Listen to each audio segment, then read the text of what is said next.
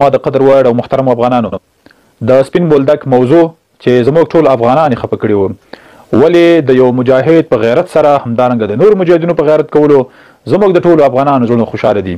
زموږ د غیرت ازمیښت د هیڅ دنیاوال نه کوي.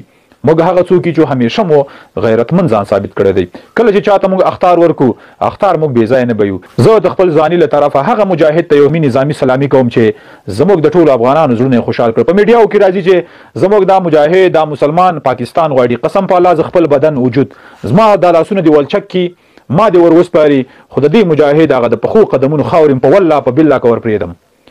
هغه افغان چې زموږ په خور باندې غیرت کړی دی افتخار پې کوم چې دار تم پیجیږم په والله دار تم پیجیږم.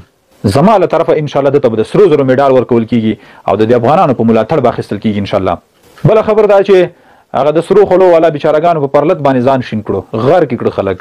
خو خیر بیا هم پښتانه دي په ځینو ویډیوګانو کې زوایم چې پاکستان ګوري افغانانو څوک چې افغان وي مسلمان وي او د افغان ځان بولي تر اټکه پورې زموږ افغانستان د هیڅ کله ماغه د پاکستان نشم ویلی. همدارنګه ستاسو مجاهدین ستاسو ورونه دا د دې وطن بچیان دي او ستاسو د عزت او سرومال ساتونکي دي. امیر المؤمنین ټول هغه اشخاصو ته عفو کړي چې مخکینی دولت کې وظیفه کړې ده. دا دلالت په دې کوي چې موږ او تاسو په حقیقت کې افغانان یو د بل سره ورونه دي او هیڅ کله به اتفاقی ته نه څوک پرېږدو او نه لار هوارو. په مسافرینو باندې غږ کوم چې د الله په خاطر باندې راځي د دې ملک د قوت په خاطر باندې د دې دښمنانو خبيثینو په خاطر باندې د دې ملک لپاره صحیح جدي اقدام وکړو او کار ورته وکړو. زموږ د څنګه همسایگان همیشه د افغانانو د زلالت او د بدبختی فکر کړی دی. ولی خبر نه دي چې هغه وخت په تاسو باندې تیر شوی دی. هیڅ افغان به ان شاء الله ستاسو په خباثت او سحر او ستاسو په شوم اهداف باندې غلط نشي.